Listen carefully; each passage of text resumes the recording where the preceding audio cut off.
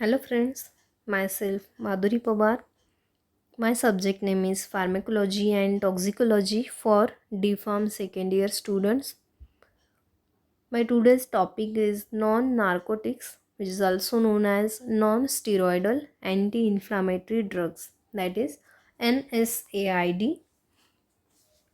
Okay, all the drugs grouped in this class have analgesic, antipyretic, and anti-inflammatory actions in different measures.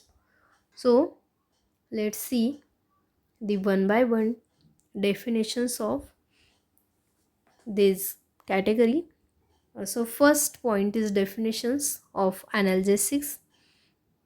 Analgesics may be defined as these are the drugs or an agent producing diminished sensation to pains without loss of consciousness, and a drug that is used to relieve pain and produce analgesia. Okay, next definitions is definition of antipyretics. An antipyretic remedy or a drug is used to prevent or treat fever, and the antipyretics are used to reduces high body temperature and restores its backs to normal. Okay, these are the definitions of analgesic and antipyretic. Then before see the definitions of anti-inflammatory drugs, we just correlate with the concept of inflammation. So what is mean by inflammation? Inflammation, it is a local response to cellular injury that is marked by capillary dilation, leukocytic infiltration, redness, heat, pain, swelling, and often loss of functions, and that serve as a mechanism initiating the elimination of noxious agents and of damaged tissue. Okay, so inflammation, it is in fact it is a one of the process which involves the series of events and that are initiated by stimulus, or the stimulus may be injury to the tissue. Okay, any type of injury occurs to the tissue, or infections may be caused by microorganisms or certain mediators. Due to release of certain mediators, inflammations is occurs. Okay, and based on the visual observations, actually inflammations, it is characterized by five cardinal signs, that are: first sign is pains, which is occurs at the site of inflammation. Then next sign is heat. Heat is generated at the site of inflammation. Then redness also occurs at that particular area. Swelling, that is accumulation of fluid, also occurs in that area, and maybe the loss of functions of that area. So these are the five cardinal signs of inflammation. Okay, so based on the visual observations, the inflammations may be characterized by these five cardinal signs. So redness, which is also known as rubor, then swelling, also known as tumors, heats, that is similar word for heat, that is calor, and pains, that is also known as dolor, and loss of functions. By these characteristics, inflammations is uh, observed. Then what is the anti-inflammatory agents? So definitions of anti-inflammatory drugs: it is the agents are used to produce symptomatic relief from inflammation, or a drug or substance that reduces inflammation, that is redness, swelling, and pains in the body. And anti-inflammatory agents block the certain substances in the body that causes inflammation. Okay, this is the definition of anti-inflammatory drugs. Then what is the non-steroidal anti-inflammatory drugs? Okay, long form of NSAID, that is non-steroidal anti-inflammatory drugs. So what is the concepts of this, or what is the meaning of NSAID? So these all the drugs are grouped as analgesic, antipyretic, and anti-inflammatory.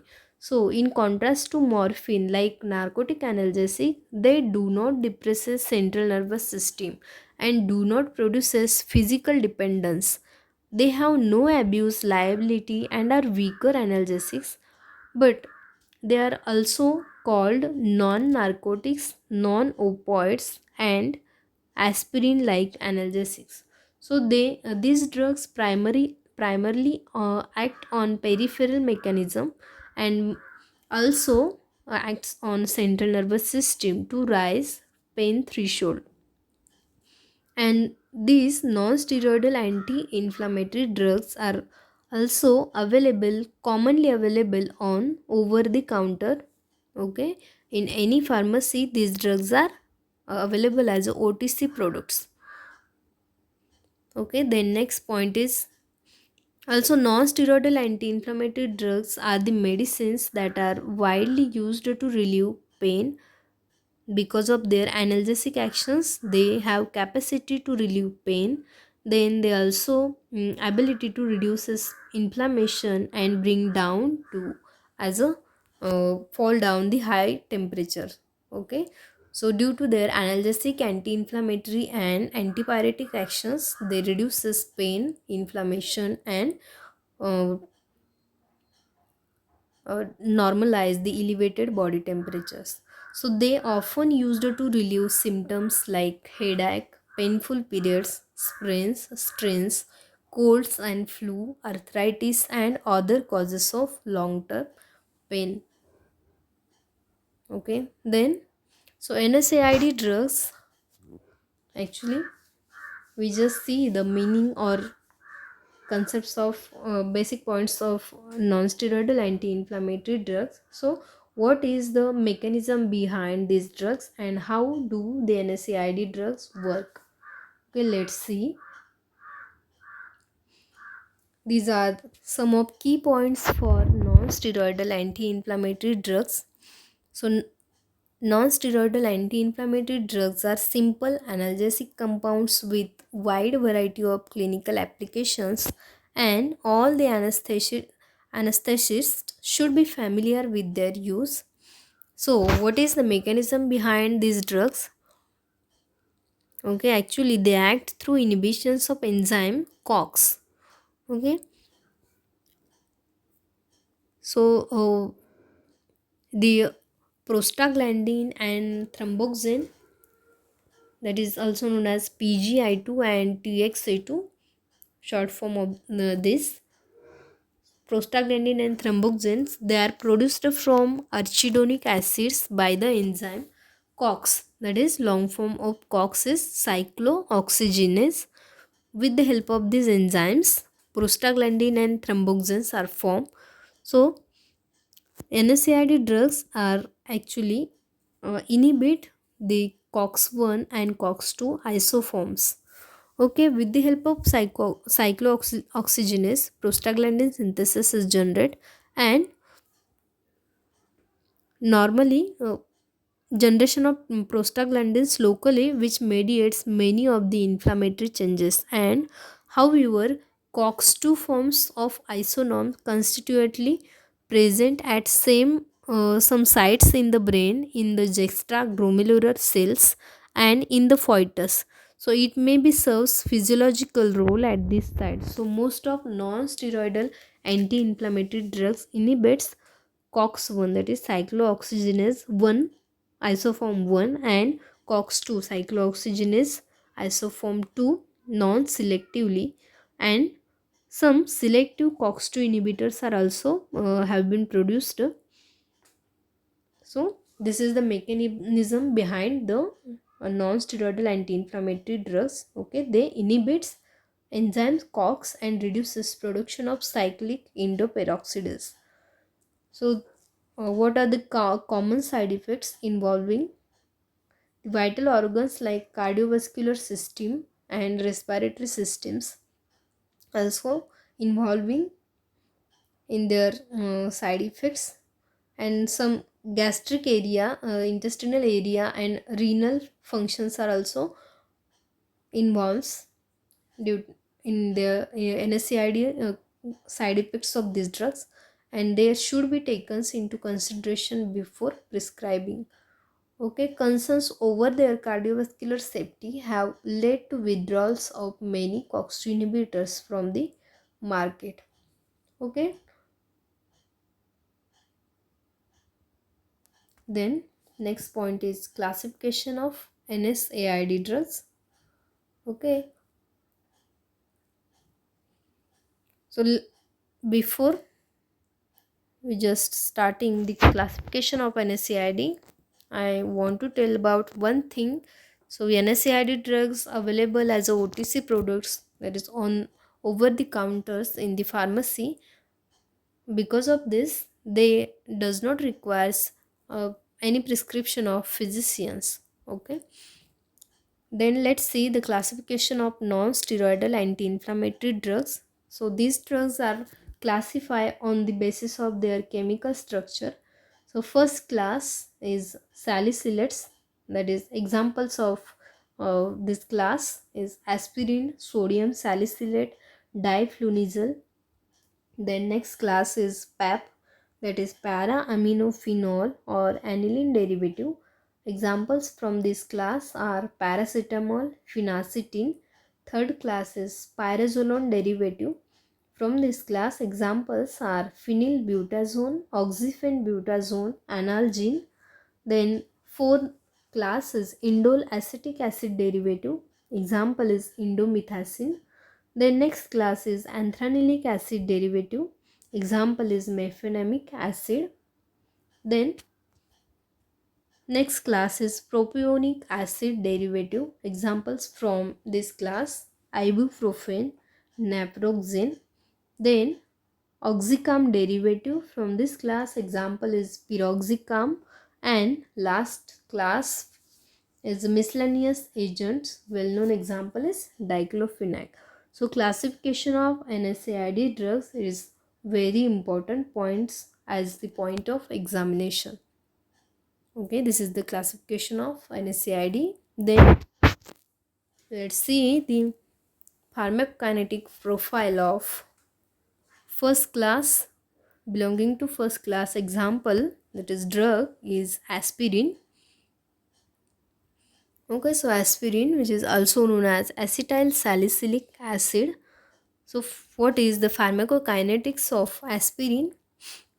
It is still the most commonly used salicylates, and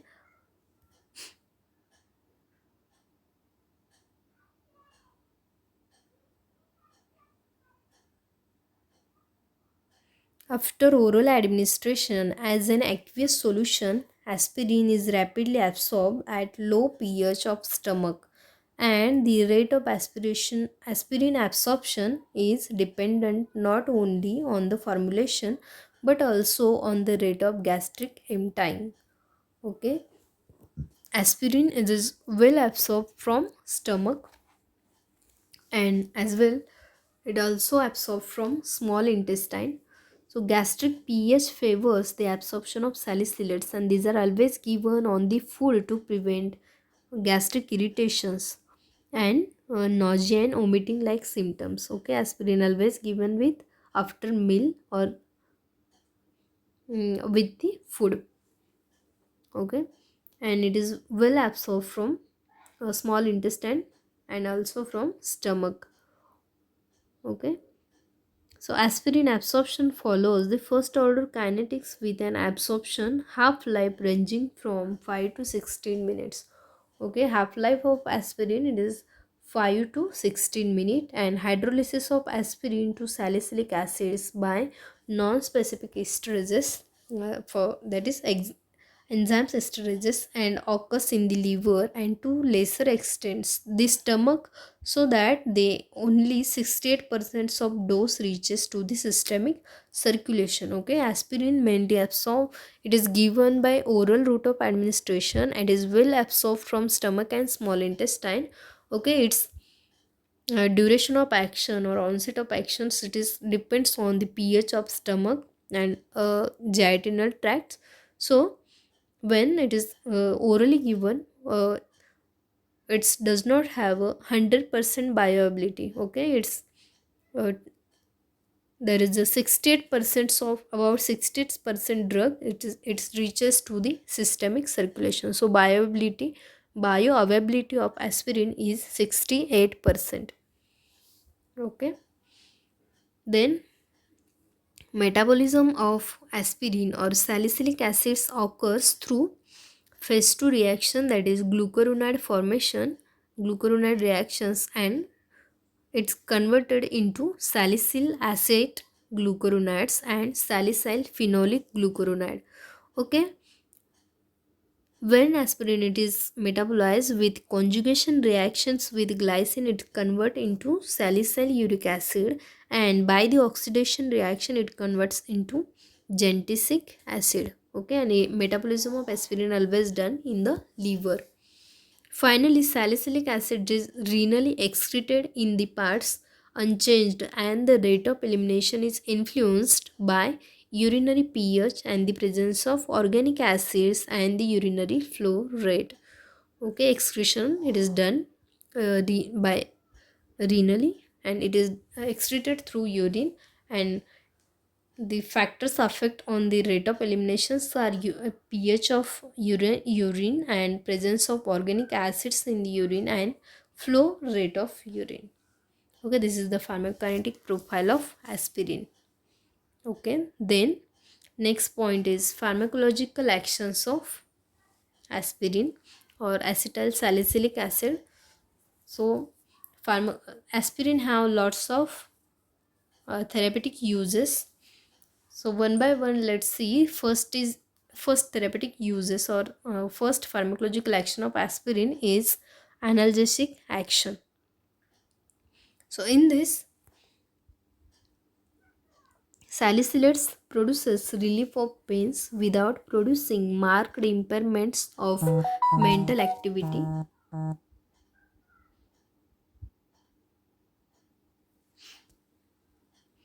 Okay, salicylates or aspirin have due to analgesic effect, they give relief from pains, but they do not interfere with the impairments of any marked impairments of mental activity or regarding central nervous system activity. And due to analgesic activity, these drugs are useful in the treatments of toothache and dysmenorrhea. The next pharmacological actions of aspirin is antipyretic action. Aspirin resets the mechanism of heat regulation or hypothalamic thermostat by acting on HRC. Okay, aspirin act on heat regulating center and hypothalamic thermostat, and so the excess fever condition or excess heats from the body is lost by peripheral cutaneous vasodilation and perspiration. Okay, due to in its mechanism, it acts on HRC, that is heat regulating centers or hypothalamic thermostat in the area, and it reduces the elevated body temperature or excess fever condition from the body, and which is elevated heat it is lost by peripheral cutaneous vasodilation and perspiration or sweating, and by reducing prostaglandin synthesis in the brain. Okay, this maybe helps to the body temperature becomes normal. Okay, for due to antipyretic action, it elevated body temperature becomes normal, and but aspirin does not interferes with the normal heat production of the body. Okay, this is the antipyretic actions of aspirin. Then aspirin have also the effect on respiration. It's have stimulatory effect on respiration, and it's directly stimulate the medullary respiratory centers and increase the consumption of oxygen, which is results in the increase production of CO2, that is carbon dioxide gas. Okay, aspirin have stimulatory effect on respiration, and it's directly stimulate the medullary respiratory centers, and it increase the consumption of O2, which gives results as increased production of CO2. Okay, it increase consumption of O2 by the skeletal muscles, and this gives results as increased production of CO2, and which is turns the results into stimulation of respiration. And salicylates also stimulate directly the uh, medullary respiratory center and hyperventilations, and give results, that is respiratory stimulation may be cause respiratory alkalosis. Okay, this is the effects on respiration. Then pharmacological actions of aspirin next is anti-inflammatory and anti-rheumatic. Okay, aspirin have also the anti-inflammatory and anti-rheumatic effect. So these actions of aspirin, it is exert at high dose, that is 3 to 6 gram per day or 100 milligram per kg per day. And signs of inflammations like pain, tenderness, swelling, vasodilatations are suppressed. And it reduces capillary permeability and diminish amounts of exudation, and gives results like anti-rheumatic action. Okay, aspirin also reduces capillary permeability and diminishes the amount of exudation, and these actions play important part in their anti-rheumatic effects also. So by the variety of stimuli in the body, the bradykinin and prostaglandins like substances are released, which leads to the inflammation, and aspirin and indomethacin are supposed to which is aspirin and indomethacin, which is a different class, but they are from NSAID category. They are supposed to inhibit the release of these substances, that is prostaglandin and bradykinin substances, and thus causes anti-inflammatory effect. Okay, this is the anti-inflammatory and anti-rheumatic effects of aspirin. Then next is uricosuric effect, that is in this case, uric acid excretion depends on the dose of salicylate, and in dose of less than 3 gram per day, they block the tubular secretion of uric acid and raise the blood uric acid level. So daily dose increased up to the 5 gram per, but more lead it more than 5 gram per day, it's more leads to the prevents the reabsorption of uric acid and increase its excretion. Okay, in the high dose aspirin, action of salicylates on the uric acid excretion depends on the dose of salicylates, but in the dose above the 5 gram per day, it produces uricosuric effects, and it prevents the reabsorption of uric acid and increases its excretion. But in larger dose, aspirin produces uricosuric effect, and it in smaller dose, that is in less than 5 gram per day, it produces retention of the uric acid.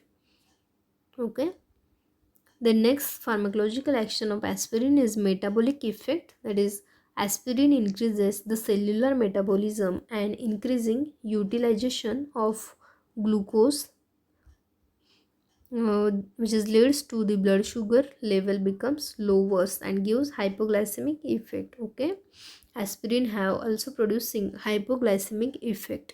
Okay, that is lowering of blood sugar level. And salicylates may also give the effective in the dermatological disorders, and they have due to their keratolytic effect, and they are also useful in the treatment of corn. And aspirin also useful for treating the superficial fungal infections, and like methyl salicylate drug, it is have a rubefacient action, and it also acts as a counter irritants. So all these are the pharmacological actions of aspirin.